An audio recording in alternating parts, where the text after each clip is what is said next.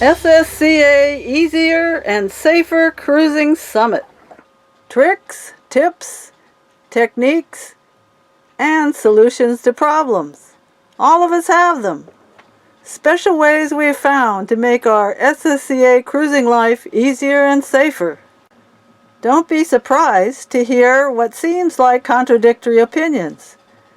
We purposefully have individual conversations with each speaker or couple so they do not hear what others are saying. They are not arguing with or biased by someone else's opinion. In cruising, as in life, there is no one solution for everyone. So we hope listeners realize these are personal opinions based on individual experience, and they will form their own judgment for their own situation. Hey everyone, here we are at episode 10. Hope you've been enjoying the whole series. This episode, we have a variety of great topics. The main subject covers different aspects of long passages and passage making. Discover whether getting extra crew members for making long passages is the right thing for you. Learn the old Danish saying about sailing passages. And take away some great ideas to make passage making less of a hassle and more interesting and fun. Our 3 short subjects will spark interest in new and old cruisers. 1. What makes a boat seaworthy? 2. Are catamarans a good choice for long-distance cruising? And last but not least, to SSB or not to SSB?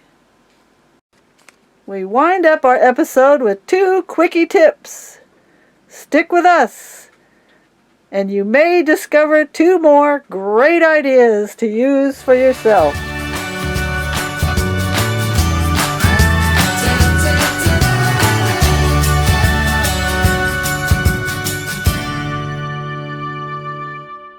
For long passages, some cruisers choose to take extra crew to spread the workload and the watch load. What do you and Karsten do for passages, Vinny? Of the passages, we have decided to sail double-handed. And why?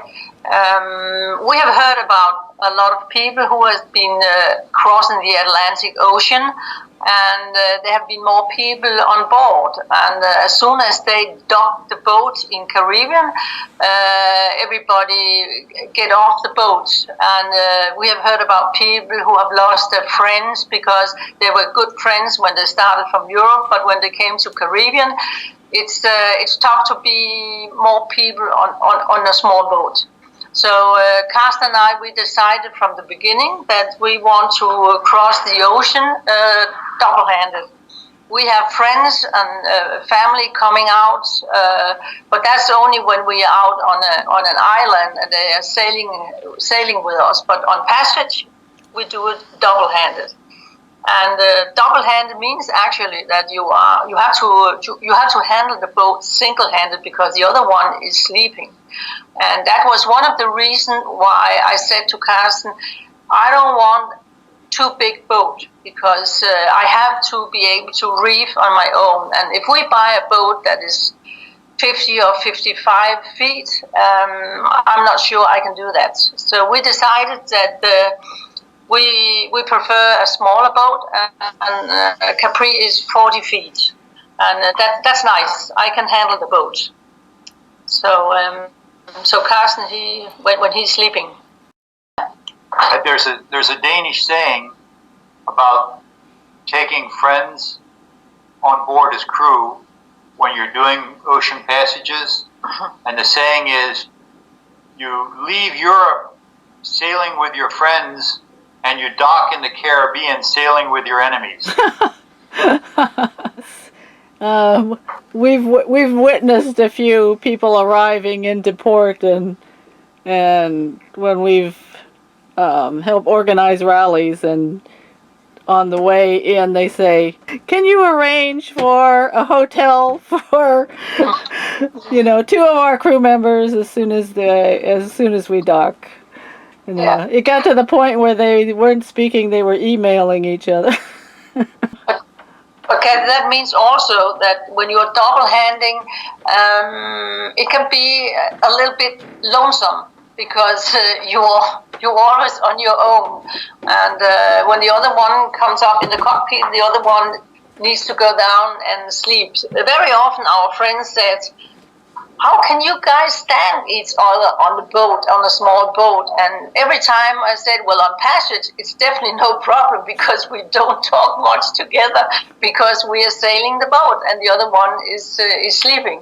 So it can be a little bit lonesome, but we enjoy it.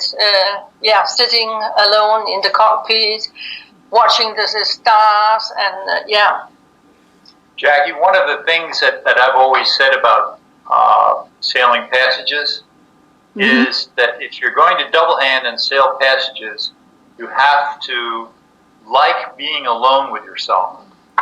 and that's, people sort of look at me when I say that, it's because when you are there by yourself in the cockpit, I mean, there's no one to talk to, it's just yourself. So you have to like being in your own company. And in reality, very few people today, at least in our Western societies, very few people today are ever truly alone with themselves. I mean, if they aren't at work or aren't on the internet, or they at least have television going, they are almost never just alone with themselves for 4 hours at a time, and then serially 4 hours at a time, so that at the end of, say, 2 or 3 weeks, you can say, well, how much human company have you had? In reality, not all that much, because the other person's always been sleeping. Now, one of the good things about that is you get to solve all the world's problems. You can just ask Winnie and me. We have a solution for everything. And if you don't like the first one we give you, we've got another one. Something people probably don't even think about. That a lot of the times you are, like you say, by yourself, and there you are with the stars and watching the progression of the stars each night and solving the world's problems. That's great. I like that point of view. Almut, you and Eddie also prefer to do passages, just the two of you. Why is that? So we like to be on our own, not only for privacy, but with a crew which one does not know. One additional responsibility, and with inexperienced people, one also deals with teaching them how to sail, but also with experienced crew. One does not know them, and one has to learn to know them. One has to adapt to their way of life, to their expectations. And one also has to keep more stores and to cook more. One has more dishwashing and things like that. We just like to be just the two of us. There is another reason, which I already mentioned before. If you sail with crew, you have to organize pickup points, and you have to organize points where the crew can leave again.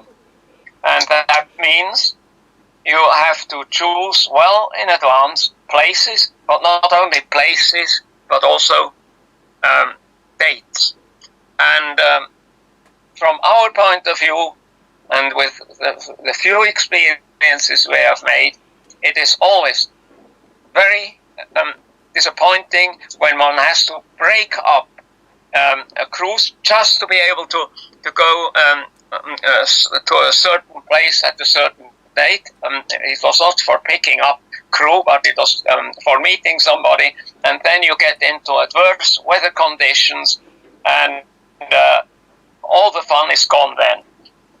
Of a couple who has been doing this for some time knows exactly what the other one wants of him and reverse.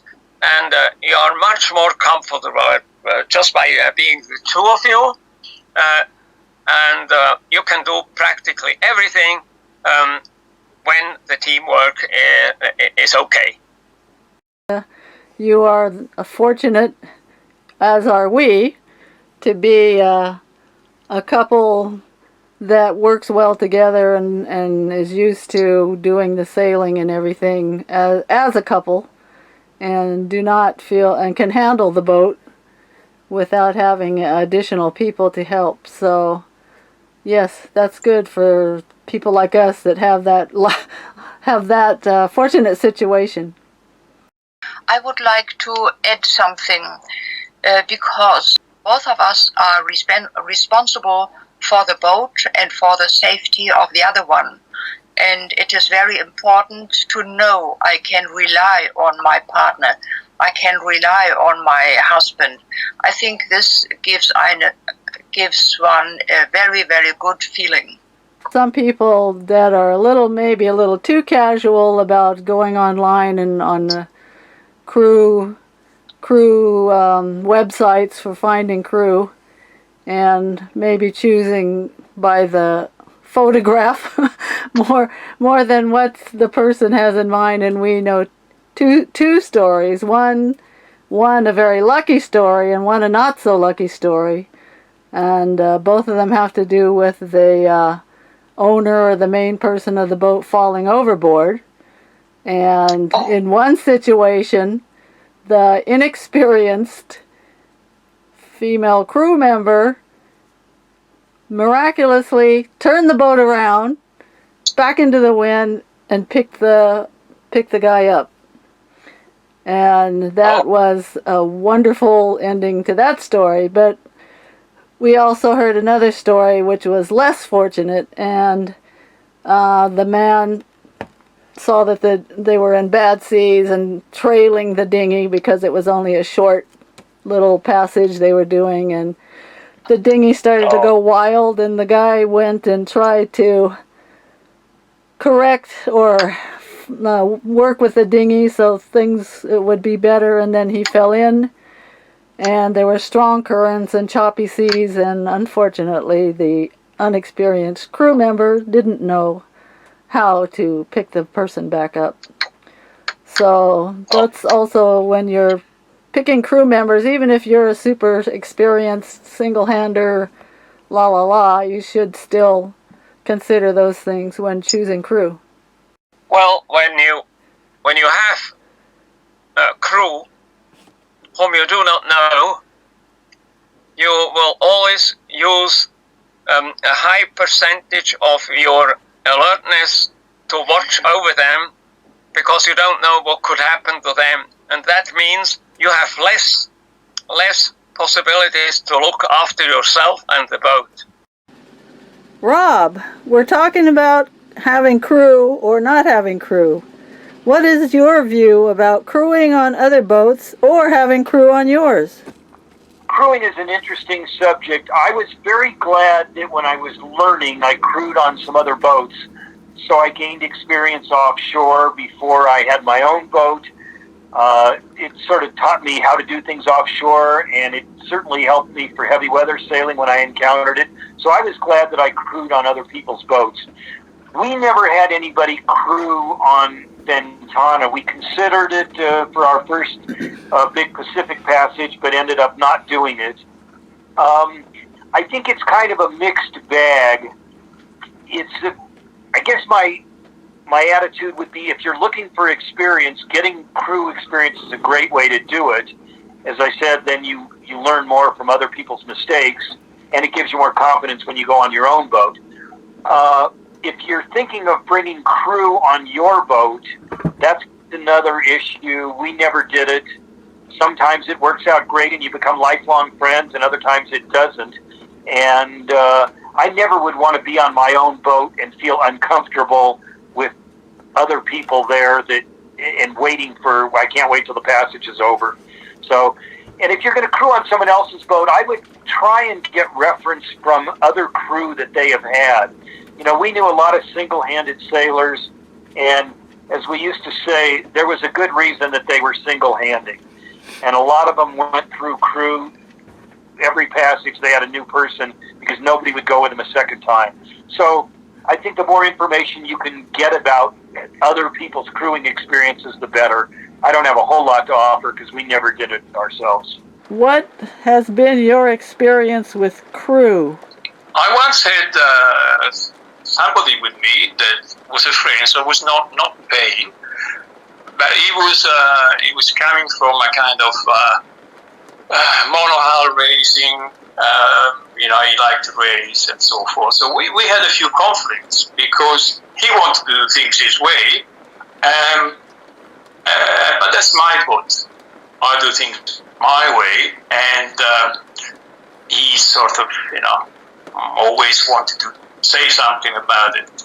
So that wasn't very exciting in a way, but apart from those few occasions, come from a charter boat background, having had charter boats for about 8 years in my business. So I'm used to take people the pay to take them wherever. So every time that I go cruise, which people that I didn't know, and that was only twice really, once across the Atlantic and once across the Pacific, I advertised for paying a passage. So basically, like it was a charter. Advertised that no experience needed, but if you have experience, all the better. But no experience needed. I will teach you all that you need to know. So basically, it was a passage with food and tuition, and so I got paid both times. That was okay. But as far as choosing the crew, whenever, like I said, I had to choose people that I didn't know, I went through a kind of selection criteria. First of all, I wanted to make sure that these people I could find on Facebook, and I could go and see what kind of people they were. If they were lunatics, or if they were always complaining about something, or if they were just normal people, family people. So it was a matter of making a bit of a selection. I always had more than one person requesting to come, so I had a selection, and I was lucky. I always said I couldn't really complain about my crew, but I always made sure that they understood that I'm in charge all the time, especially when there is safety. I'm happy to, we can talk about the roster that I like as well, but I'm happy for people to do, more or less do their own things on board, as long as we follow certain safety procedure, and I haven't had problems. On those times where you ended up single-handing, what's your suggestion for watch keeping and sleeping schedule? I read, of what other people did, and I tried, and I found that it worked for me to have to basically sleep most of the time and wake up at the regular intervals, have a look around, a total good look around, but that doesn't last more than 3 or 4 minutes, and then go back to sleep. Now, the sleeping duration varies with where I am. Depending on the location where I am, I establish how long I want to sleep. I can sleep 15 minutes to 3/4 of an hour, depending on what I've seen last and where I am. And what I do, I set up my telephone with an alarm, a timer that repeats. And so, say I put 20 minutes, I down and then I try to sleep. If I don't sleep, it's okay. After 20 minutes, I have a look around. I go in the cockpit, have a look around. Then I put another 20 minutes the timer, and I'll try to close my eyes. And most times than not, I put the phone on the table, and it rings. And I goes, "What's going on?" Well, what's going on is that 20 minutes have gone by, and I haven't even noticed. It's incredible, but that's what happens with me. So that goes on until the morning. Then during the day, of course, I'm not that sleepy anymore.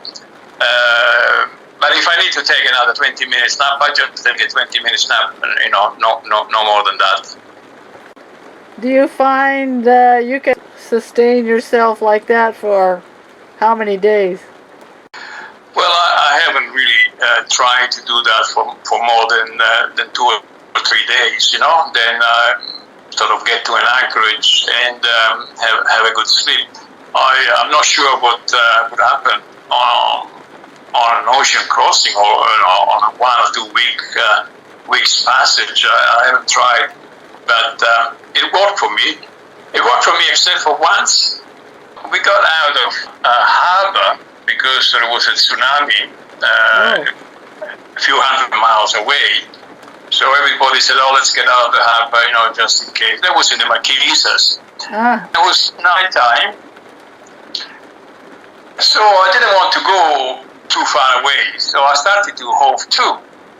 And 2 or 3 times, there was this 15 minutes hoving to and checking out, and everything was fine. It was just Helen and I on board. We didn't have any crew, but Helen went to sleep.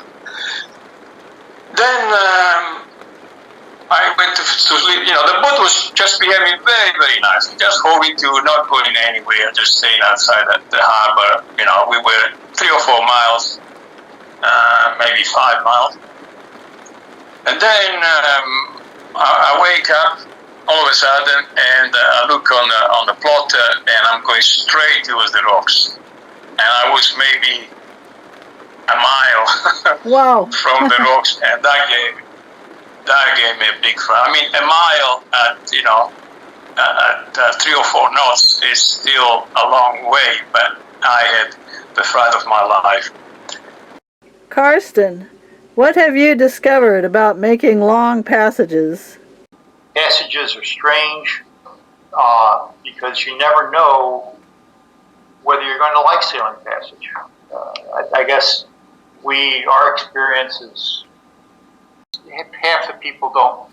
That's our experience. They don't really like passage making and they give up. The other half are more or less like us. We actually enjoy it. Takes a couple days to get used to it, get into it, but once we're on the water for sailing passage, it's fine, and we actually enjoy the solitude. We find very few people that are sort of nonchalant about it. They don't have an opinion one way or the other. They'll either just do it or not do it. I mean, our experience is people either really like passage making or really abhor passage making and don't want to do it. Melinda, Luke has a saying about long passages. At worst, they can be very uncomfortable with things breaking, and at best, they're just boring. So, Melinda, what suggestions do you have to break up when it's a boring passage?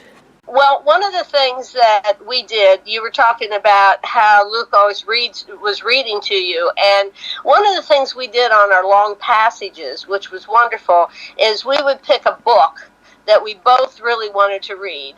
Not necessarily fiction, but usually nonfiction or story about somebody, or one of the sailors who written a book or whatever, and we would read to each other. And while one person was at the helm, even though we usually are on autopilot, but while one person was at the helm, the other person would read. And then we would talk about it, and we'd discuss different things. And it brought the book alive. It was something we could do together. and we would learn so much about whatever subject it was in the book. It was such a fun way to pass the time, because long passages can get boring.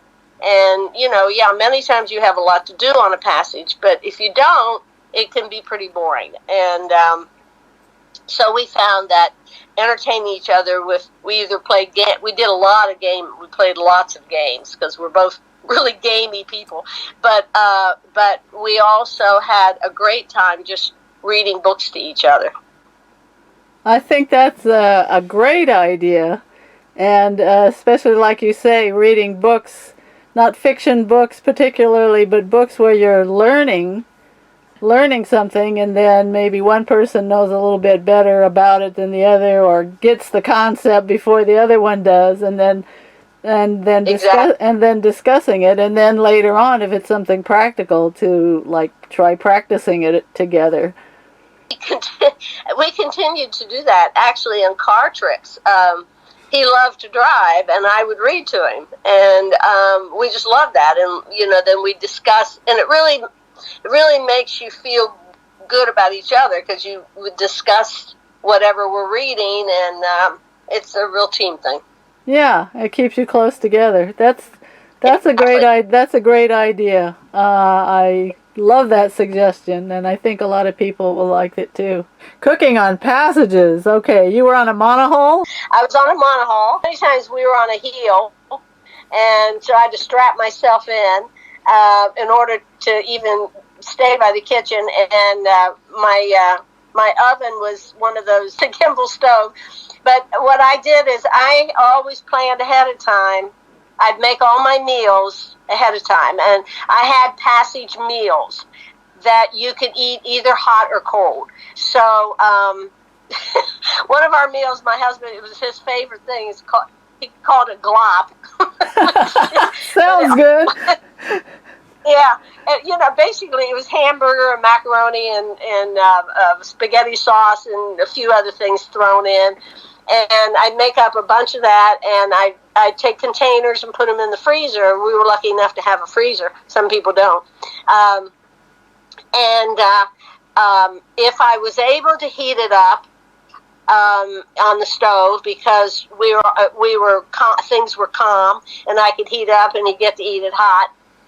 If we were on a heel and I couldn't heat it up and things were really bad, of course it was defrosted and everything, but we ate it cold. And same thing, I would make like a meatloaf was another biggie, because you could make a meatloaf and cut it into sections and store it away, so that you could just pull out a little bit of meatloaf at a time, eat it hot or cold.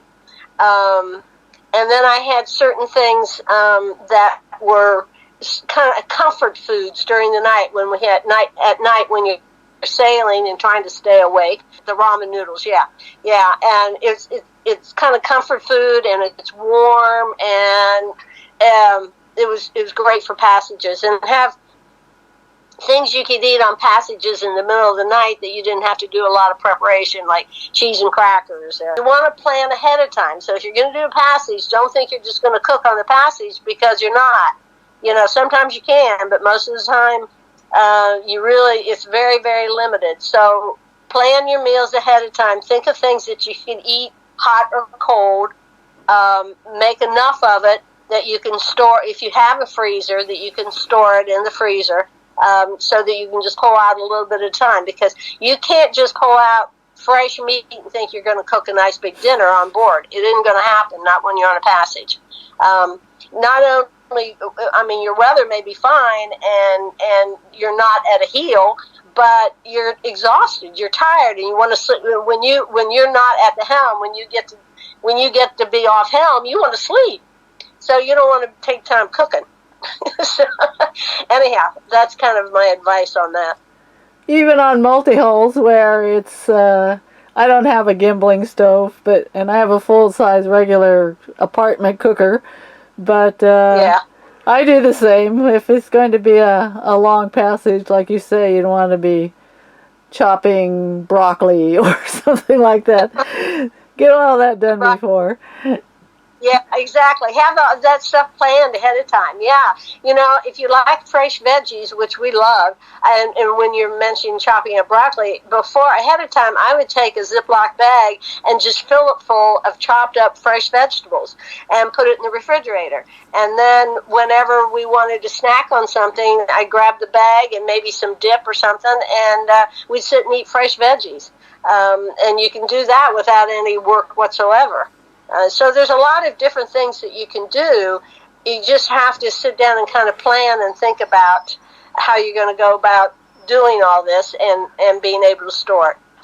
There's also, you can always open up a can, and believe me, there's been a couple of times when we were on a really rough passage and we're healing a lot, that I would just open up a can of something and hand it to my husband with a spoon and say, here. Right. Like,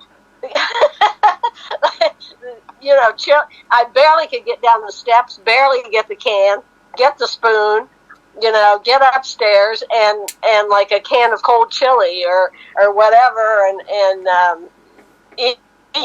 If you're hungry, eat it. And that's what you have to do sometimes on a passage. Make sure you're provisioning enough that you have supplies of canned food put away. Because if the refrigerator goes out, if you are out someplace and you're stuck and the doldrums and you can't move and you can't go anywhere and you're sitting there for days, you got to have some backup food. And the best way to have backup food is canned food that you have stored away. So I would highly recommend that. Okay, we change gears now from talking about passages and passage making to the first of our short subject. Listen to Rob and Stefano discussing their ideas about what makes a boat seaworthy. Well, we were very concerned with having a very seaworthy boat, and we opted for an island packet, which at the time was one of the most seaworthy production boats being made. Later, we had friends that, made it to Australia on their Catalina 42s, so I don't know. I know I wouldn't have felt comfortable on some lightweight boat that didn't have a good reputation for standing up to the ocean. So that was my feeling, and I went to great lengths to outfit it. For instance, we had, of course, a bilge pump, and then we had a shower sump, and I had a way to use my shower sump to pump my bilge. Then I carried a spare bilge pump in case a bilge pump ever broke, and I thought, well, why carry a spare bilge pump and not have it hooked up?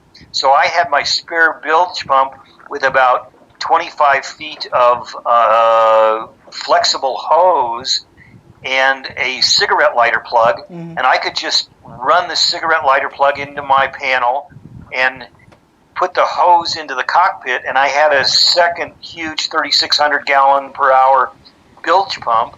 And in addition to that, I carried a big manual, huge Edson manual pump.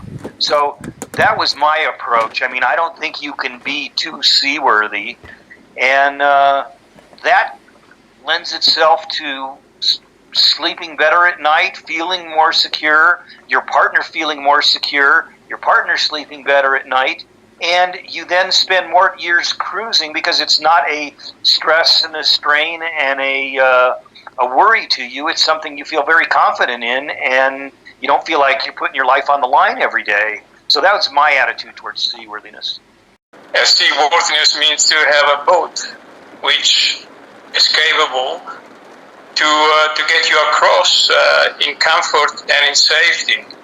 A lot of the modern boats are not built with seaworthiness in mind, but they're built either to look pretty or to beat the rule, and that's a big problem, because the rules of racing keep changing because the designers try to beat the rule, and they design longer fin keels and longer silly rudders that stick out of the water when the boat heels, and flat boats which bounce from wave to wave instead of penetrating, cutting through a wave.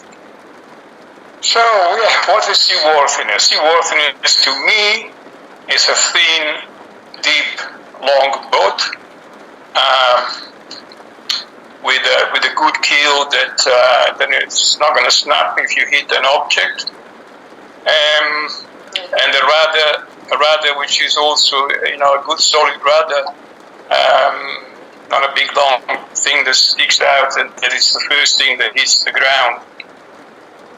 Of course, there are other factors, but that's mainly what it is. The book is Seaworthiness, the Forgotten Factor, and it's from Marchai. Marchai is the same naval architect that wrote the book Aerodynamic of Sail. From the first long-distance sailing trip we ever helped to crew, Luke and I decided multi-hulls were the way to go. Listen to these experienced members who agree about the catamaran advantage. So, Dave, you and Sherry have spent lots of times on both a monohull and now multi-hull. And a lot of people have the debate or the question or the advantages or disadvantages of both. So give us your experiences and ideas now having done both. Okay, let's see. Well, this is my 8th sailboat. I started back in 1975 with a 1929 wooden Alden yawl. And boy, was that a learning curve. But my first real serious cruising boat was the CSY 44 walkthrough Soggy Paws, which we owned for 19 years. And it was a big, strong, heavy, older boat, 1980s. And we, about 6 years ago, I guess now, we moved to a much lighter, half the weight, 44-foot St. Francis catamaran, which is was built in 2005, so much more modern and much lighter, 40% more room. As we were getting ready to buy this boat and leading up to it, I did an article and a presentation on evaluating modern catamarans, as we were looking at a bunch of different boats. And that is on our website, and also the article is both in SSCA bulletin format and on Ocean Navigator. For a world cruise, based on the boats that I've owned and what I've seen now, I would recommend something in the neighborhood of 40 to 50 feet these days. Part of the reason is that there's so much equipment that is available and things that people want to carry with them, like dive gear, water, fuel, play toys, and a whole bunch of other things that even on a monohull in the 40 to 45 foot range, you end up having things spread all over the boat, and it's hard to keep track of what's where and access things that you need. In a catamaran, you actually have 2 hulls, so that makes things a whole lot easier. There are many comparisons on the internet, besides ours, that compare the major features and characteristics of catamarans versus monohulls. Once you decide which one you want to buy, then the next problem is which one of the monohulls or which one of the catamarans you want to buy. And multi-hull, particularly catamaran, are being produced by many builders these days. South Africa, French, only a couple in the U.S., but there are many different styles and types, and so it's well worth spending time on what are the desirable and undesirable characteristics that you'd like to have in your boat. How much can you spend?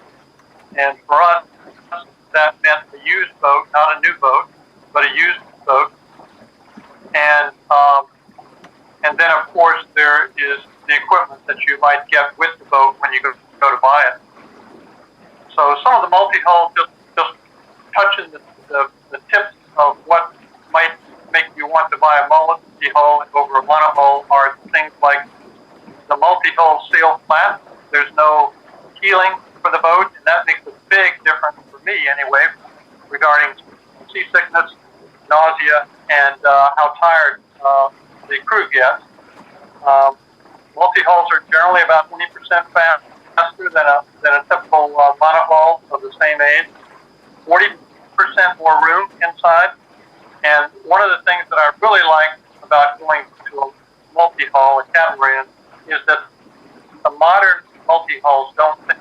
So even if you cut the boat in half or hit something like there are many things on the ocean these days to hit, tree trunk, we know about that. When we went to Solomon, we hit three actually.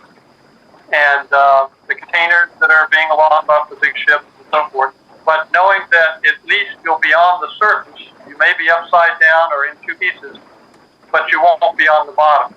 And that's a real nice feeling to have when you're out in the middle of the ocean. So that would be our choice for a serious cruising boat in the tropics and doing a trade wind circumnavigation.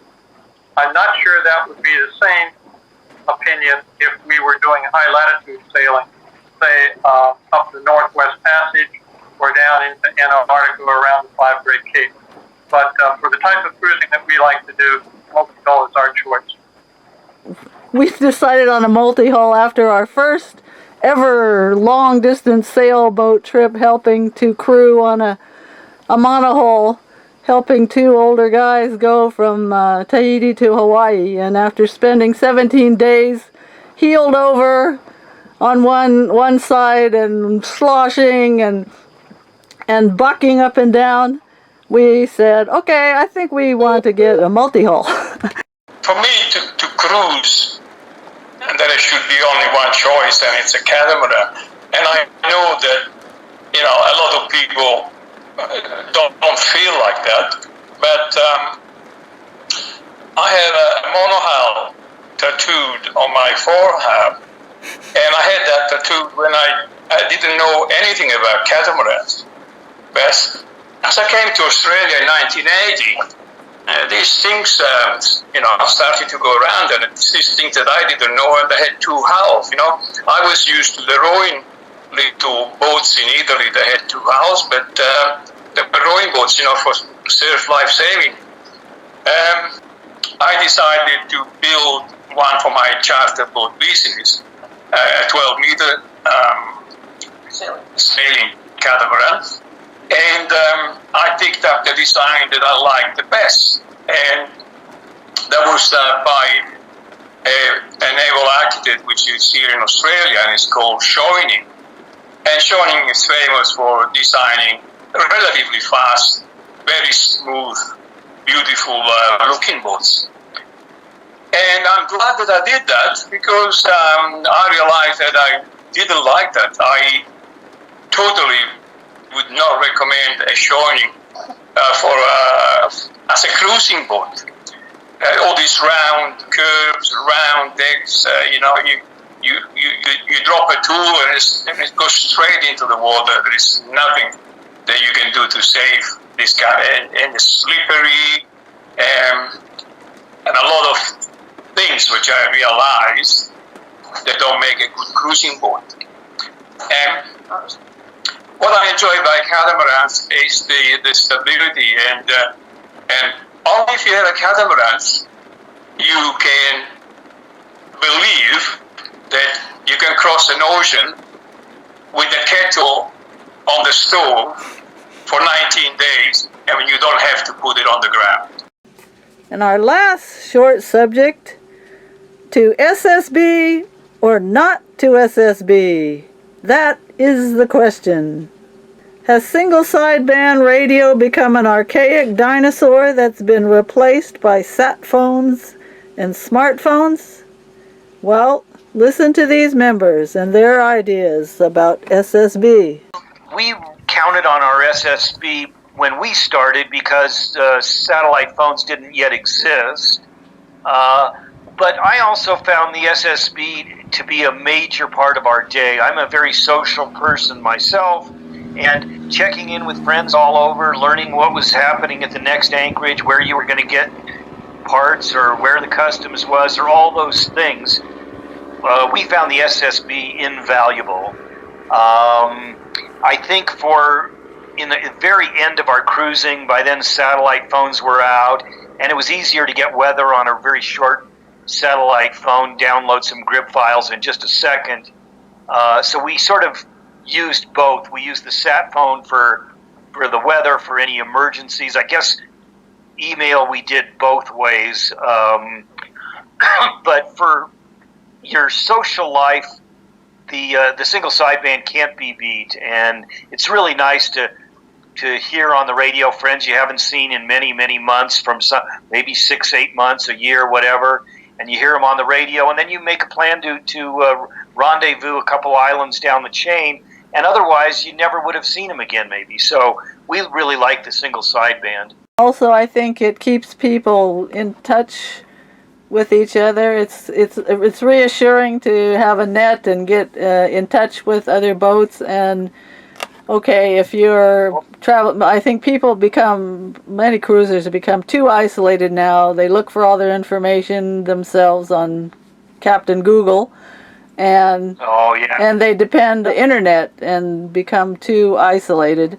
I think when you have a community like the SSB net, people keep track of, okay, this boat hasn't checked in for so long, and then other people keep a lookout for them, and then if something does happen, the SSB nets have much more experienced resources on how to help or what the procedure is to follow if a boat does get in trouble. That's a good point. I want to say something about that, Jackie. Yeah, go ahead. One of the things that we found the SSB so valuable for was on our big passages when you leave the Galapagos and you head across the Pacific. It really was terrific with the single sideband, because you could talk to a boat who was 60 miles or 200 miles in front of you and learn exactly what their weather was. And when we crossed the Pacific, we had a really fast time, because I got weather from every boat around me, in front of me. I plotted who had which weather, and I altered my course on a daily basis. So that was really a terrific use, much better than any weather router or any other information I could have gotten. It was real-time weather from somebody just out in front of me. The other thing we did these weather reports during our daily check-ins on the single sideband. And one thing I think people need to think about when they have a single sideband net with a daily check-in is, what are we going to do if somebody doesn't check in? And everybody has to have an agreement ahead of time. You should know before you start the net, when you're all leaving the one end of the one port, who has an EPIRB on board, what kind of equipment does everybody have on board? Do they have a sat phone? Do they have an EPIRB? Do they have a life raft, etc.? And what do they want us to do if they don't check in for 3 days? Do you want to call the Coast Guard? Do you want to call their family? What should you do? And different people may want, but at least each person that's a net controller should have a list of what you're going to do for each boat should they not check in for 1 day, 2 days, 3 days, etc. Having been through the age of the SSB myself, I would never not have an SSB aboard, especially if I were crossing oceans.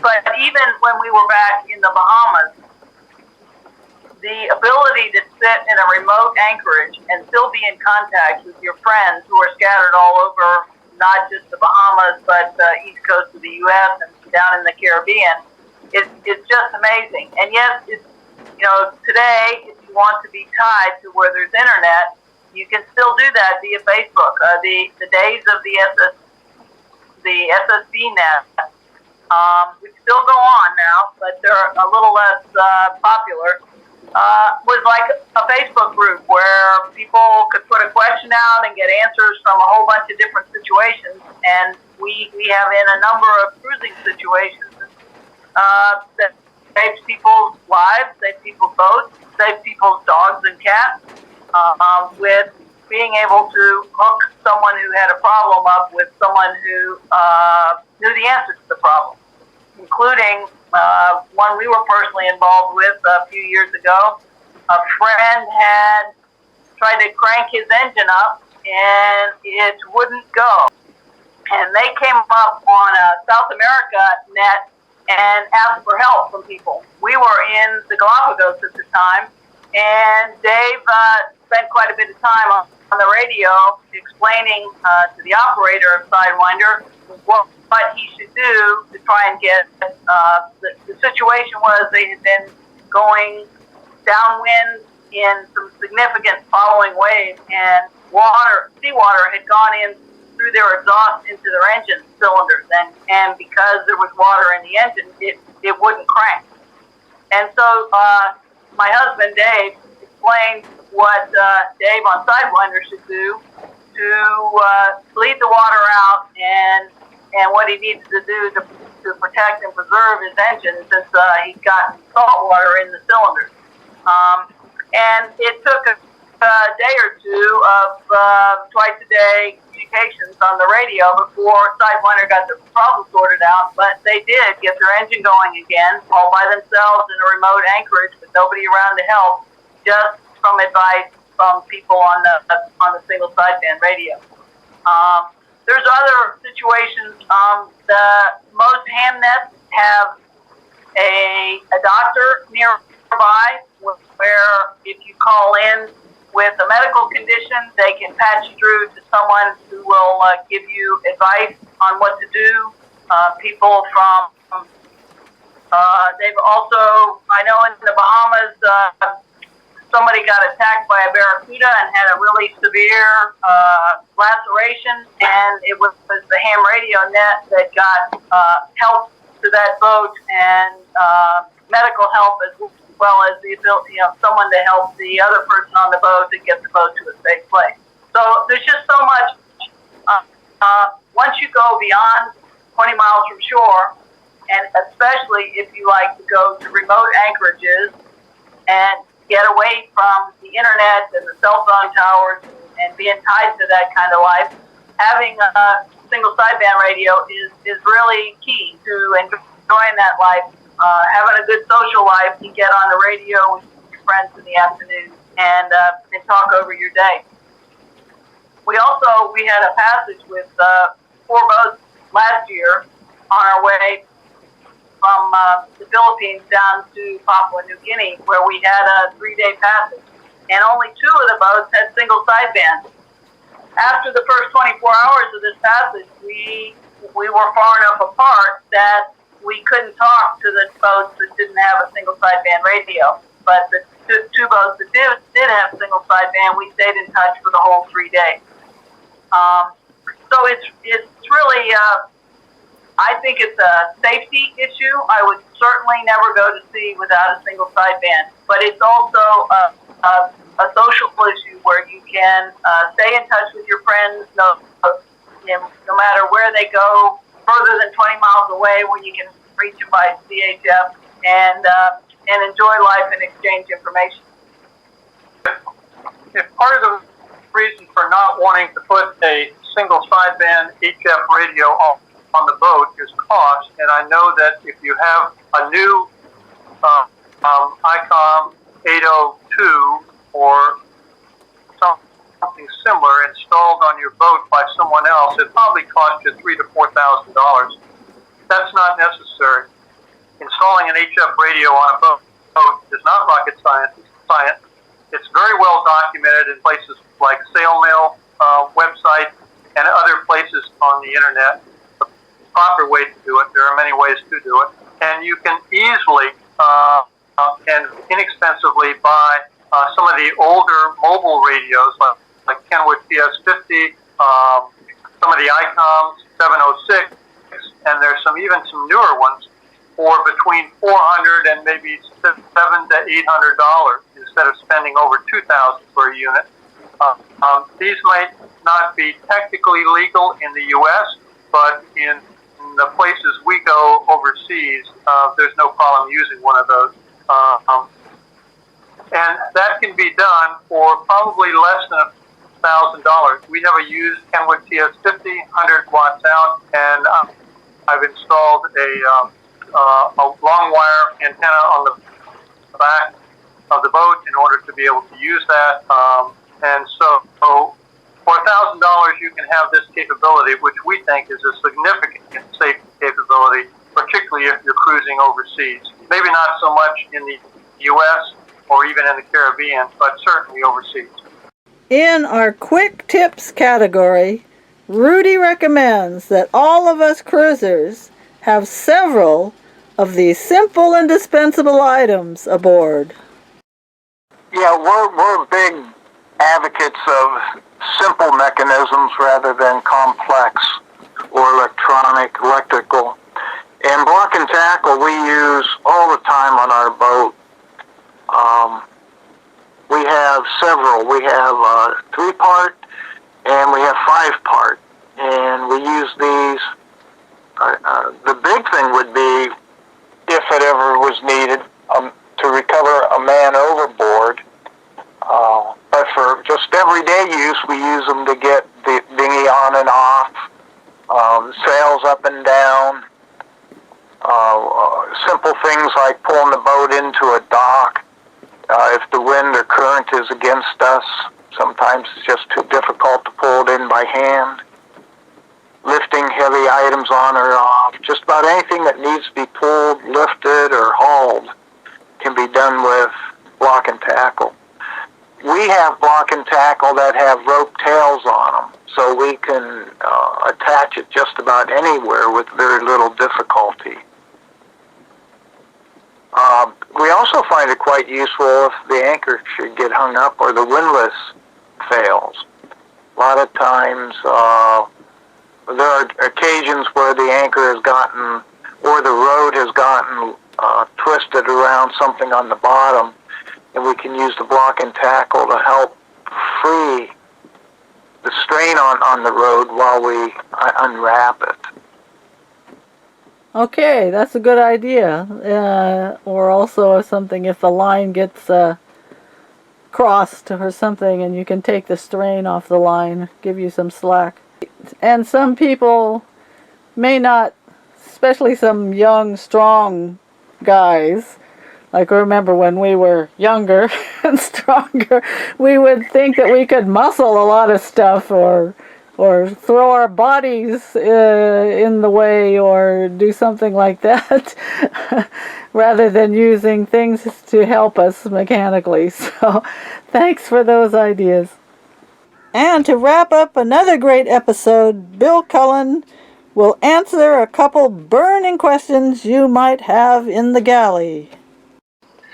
Yeah, a couple I'd like to talk about would be for cooking.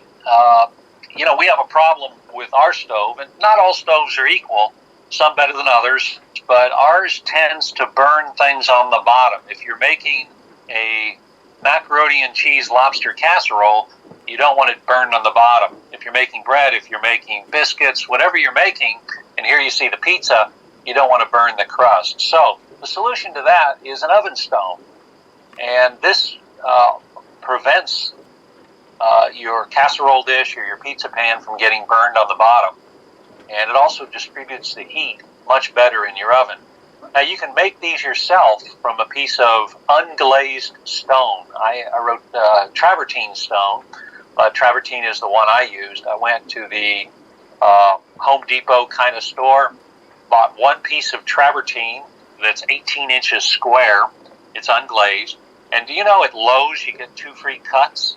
So I had them take 4 inches off the top and then slice what was left in half, and I got 2 9x14 oven stones for $6 was my cost. But this is a great thing to permanently put in your oven for when you're baking. Now the same thing can happen up on top of your stove. Sometimes you can't get the propane burner flame quite low enough for simmering or cooking rice and that sort of thing. And so what the solution is called a heat diffuser. The one you see in the picture here, it's called a flame tamer. It's my favorite, but you can buy these either online or at Bed Bath & Beyond. The one they have there has a folding handle, which is kind of nice. But what this does is it knocks the intensity of the heat down on top of your stove so that it's probably about half what it is. And I use this only on low settings, for instance, and it really helps me cook that sauce for that 20 or 30 minutes that I need to without burning it on the bottom or having the water all evaporate too quickly out of my rice, that sort of thing. Very inexpensive. You can find these, I have a link on my website on where to buy them. But a good thing to carry in your galley, just like the oven stone. Okay, very clever ideas there, and it's true that some ovens keep burning everything, and I have the problem with not being able to turn my propane low enough to get a good simmer. So, very clever idea. Thanks a lot for that. So, that's it. Hope you enjoyed the variety of ideas our members presented, and hope you took away some food for thought. Next episode is one that every cruiser will want to see: surviving hurricanes. Get suggestions and ideas how to prepare, and witness riveting actual footage from Hurricane Luis, a Category 5 plus hurricane that clocked gusts up to 200 knots. You don't want to miss that. So see you there. So remember, fly your burgees and swallowtails and invite others to join SSCA to benefit from sharing knowledge, ideas, personal friendships, and getting access to all the great stuff we present in the Easier and Safer Cruising Summit. Talk to you next time. We hope you enjoyed listening to our guests and took away some new ideas for yourselves. If you have something to say about any subject you heard, it's not too late to join in. Be sure to check out the preview of our next episode. Comment and subscribe on SSCA YouTube channel. Share this video on your social media. And join the camaraderie by participating in our coming new episodes. If you're not a member yet, visit ssca.org to get in on the conversation and gain full access to the SSCA Easier and Safer Cruising Summit.